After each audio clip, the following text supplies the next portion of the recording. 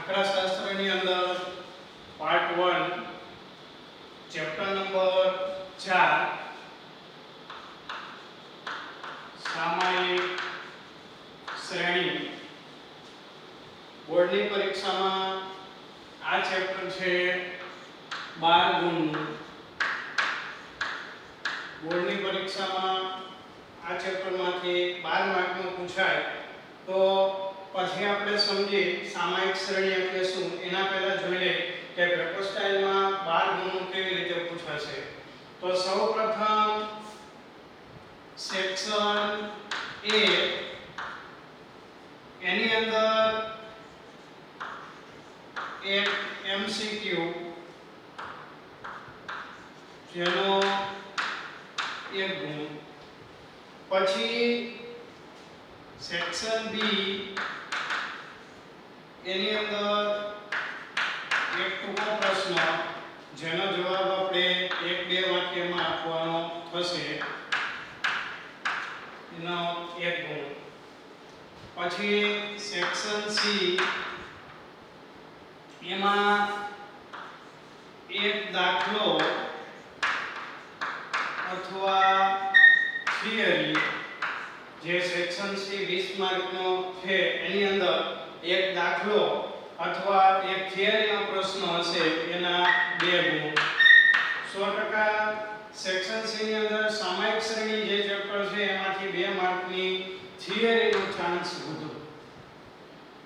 આ ચેપ્ટરમાંથી દર વર્ષે 2 માર્કની થિયરી વધુ પૂછાય. પછી જોશું સેક્શન D કે જે 24 માર્કનો છે એની અંદર સેક્શન D એમાં પૂછાશે એક દાખલો અને એ પણ 3 ગુણનો દાખલો. સેક્શન D છે એની અંદર ફરજિયાત એક દાખલો પૂછાશે અને એ દાખલાના ગુણ કેટલા હશે? 3 ગુણ. હવે અહીંયાથી આપણે જોઈએ તો સેક્શન E આવે જે 16 માર્કનો છે. તો સેક્શન E એ આંકડાશાસ્ત્રની અંદર પાર્ટ 2 છે એની અંદરથી સેક્શન E ના પ્રશ્ન બધા પાર્ટ 2 માંથી આવશે.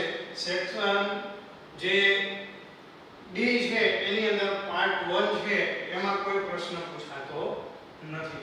એટલે પાર્ટ 1 માંથી સેક્શન E માં એકેય પ્રશ્ન પૂછાશે નહીં. તો હવે આપણે જોશું સેક્શન F. તો એની અંદર એક દાખલો હશે અને જે આપણે ચર્ચા કરેલી કે 4 દાખલા હશે, 43, 44, 45 અને 46. તો સેક્શન F એમાં એક દાખલો અને એના હશે 5 ગુણ. 4 દાખલા પૂછાય. સેક્શન F 20 ગુણનો, એમાં 4 દાખલા પૂછાય 5-5 માર્કના, એટલે 20 ગુણનો થયો. હવે આમાંથી જોઈએ બોર્ડનું જે પેપર આવે એની અંદર લગભગ પ્રશ્નમાં પેપર સ્ટાઇલમાં કોઈ જાતનો ફેરફાર થતો નથી. આંકડાશાસ્ત્રની અંદર કોઈ જાતનો ફેરફાર થશે નહીં. વિકલ્પ છે એ પ્રશ્નપત્રની અંદર હશે 4 નંબરનો વિકલ્પ હશે. ચોથો વિકલ્પ જે આવે એ સામાયિક શ્રેણીમાંથી હશે. બીજું એક ટૂંકો પ્રશ્ન જે છે એ ટૂંકા પ્રશ્નનો ક્રમ કેટલો હશે તો અહીં આપણે જોયું તો સેક્શન B છે એની અંદર 11 થી 20 નો પ્રશ્ન પૂછાય ટૂંકા. તો 11 થી 20 માં આ ચેપ્ટરમાંથી જે પ્રશ્ન પૂછાય એનો ક્રમ હશે 14. 14મો ક્રમ જે છે એ સામાયિક શ્રેણીમાંથી ટૂંકો પ્રશ્ન પૂછાશે. સેક્શન C જેમાં એના ક્રમાંક છે 2 માર્કના દાખલા અથવા થિયરી હોઈ શકે, તો એમાં 21 થી 30.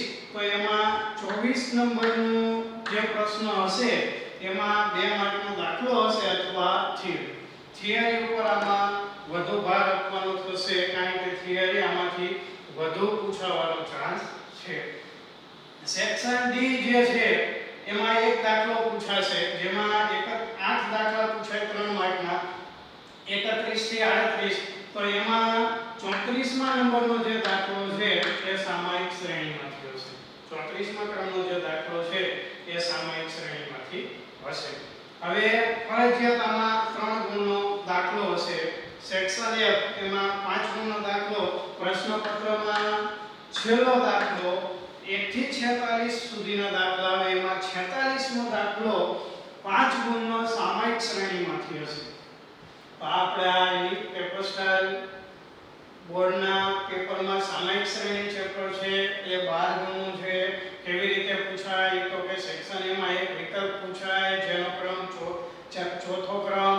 સેક્શન બી એમાં એક ટૂંકો પ્રશ્ન પૂછાય 1 ગુણનો જેનો ક્રમ હશે 14મો. સેક્શન સી એમાંથી એક દાખલો અથવા થિયરી હશે 2 માર્કની એનો ક્રમ હશે 24 નંબરનો. સેક્શન ડી એની અંદર એક 3 માર્કનો દાખલો હશે જેનો ક્રમ હશે 34. સેક્શન એફ એની અંદર એક 5 માર્કનો દાખલો હશે જેનો ક્રમ હશે 46. હવે આપણે ચર્ચા કરી સામાયિક શ્રેણી એ ચેપ્ટરની આપણે ચર્ચા કરી.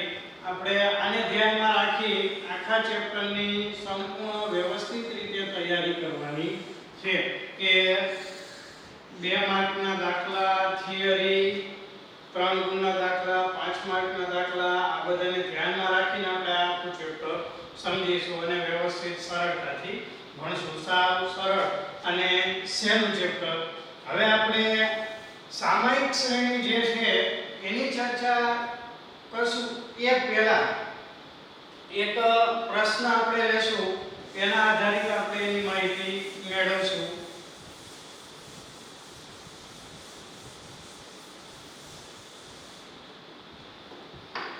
સામાયિક શ્રેણી એને સમજતા પહેલા થિયરીની અંદર એક પ્રશ્ન એવો થાય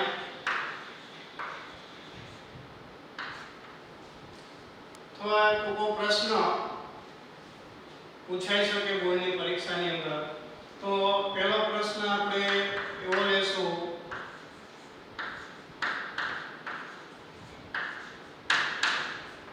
પૂર્વાનુમાન એટલે શું?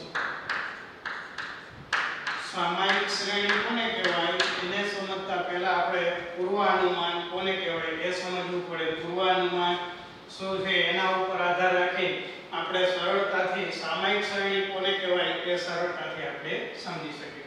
તો પૂર્વાનુમાન એટલે શું તો એનો આપણે જવાબ લખશું. પૂર્વાનુમાન કોને કહેવાય તો કે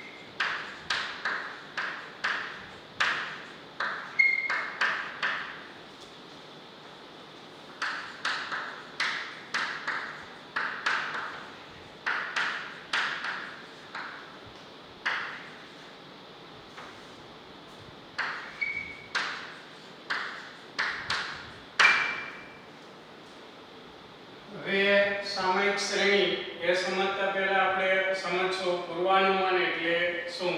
પૂર્વાનુમાન કોને કહેવાય 1 માર્કનો ટૂંકો પ્રશ્ન સેક્શન બી ની અંદર પૂછાવાની શક્યતા ખરી. તો આપણે જોઈએ ભૂતકાળમાં બનેલી કોઈ માહિતીના અભ્યાસ પરથી તે ઘટના માટે ભવિષ્યના કોઈ એક સમય માટે કરવામાં આવતું અનુમાન એટલે પૂર્વાનુમાન.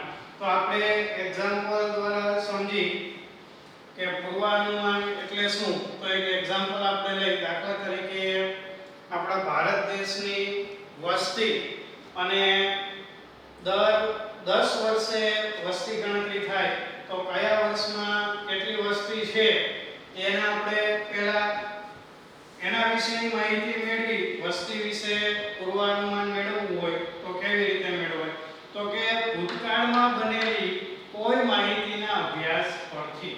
તો ભૂતકાળમાં કઈ માહિતી તો કે આપણે ભારત દેશની વસ્તી છે બરાબર એની માહિતી એના વિશેની આપણે ચર્ચા કરવાની. તો કે ભૂતકાળની જે પણ માહિતી હોય એ બધાનો આપણે સૌપ્રથમ અભ્યાસ કરવો પડે. જે અત્યાર સુધી ભૂતકાળમાં કેટલી વસ્તી છે બરાબર દેશની કયા વર્ષમાં એનો આપણે અભ્યાસ કરવો પડે અને એનો અભ્યાસ કર્યા પછી આપણે ભવિષ્યના કોઈ એક સમય માટે એનું અનુમાન કરી શકીએ. તો ભૂતકાળના આંકડા જ્યાં સુધી આપણી પાસે ન હોય ત્યાં સુધી આપણે ભૂતકાળની જે માહિતી છે એનો અભ્યાસ નહીં કરી શકીએ તો આપણે એના ભવિષ્યની કોઈ માહિતી મેળવી શકશું નહીં. તો હવે એના માટે આપણે જોઈએ તો કે વર્ષ અને આપણા દેશની વસ્તી જે કરોડમાં એનું આપણે પૂર્વાનુમાન કેવી રીતે મેળવી શકીએ અને પૂર્વાનુમાન એટલે શું એ સરળતાથી યાદ રાખી શકાય તો એના માટે આપણે 1951 જે ભૂતકાળનું વર્ષ છે ત્યાંથી આપણે ગણતરી કરશું તો 1951 પછી આગળ વધશું 10 વર્ષે વસ્તી ગણતરી થાય તો 1961 પછી 1971 1981 1991 એના પછી 2001 અને 2011 આટલા વર્ષ છે કે ભૂતકાળના વર્ષ દર 10 વર્ષે વસ્તી ગણતરી થાય તો એના આપણે ભૂતકાળના જે વર્ષ છે બધા 2011 સુધીના જે વર્ષ આ બધી ભૂતકાળ છે એમાં બનેલી કોઈ માહિતીના અભ્યાસ પરથી કઈ માહિતીની આપણે ચર્ચા કરશું તો કે ભારત દેશની વસ્તી. તો એનો આપણે અભ્યાસ કરવાનો હોય તો સૌપ્રથમ તો આપણને આ આંકડા બધા જે છે વસ્તીના એનો ખ્યાલ હોવો જોઈએ. તો આપણે જોશું કે 1951 માં ભારતની વસ્તી કેટલી હતી તો કે 36.1 કરોડ. 1951 માં ભારત દેશની જે આખા દેશની વસ્તી આપણે જોઈ તો 1951 માં 36.1 કરોડ. 1961 માં 43.9 કરોડ. 1961 માં ભારત દેશની વસ્તી 43.9 કરોડ. પછી 1971 એની અંદર ભારત દેશની વસ્તી 54.8 કરોડ. પછી 1981 એમાં ભારત દેશની વસ્તી 68.3. 1991 એની અંદર 84.6 અને 2001 માં 102.7 કરોડ અને 2011 માં 121.02 કરોડ. તો આ બધા આપણી પાસે ભૂતકાળના આંકડા છે.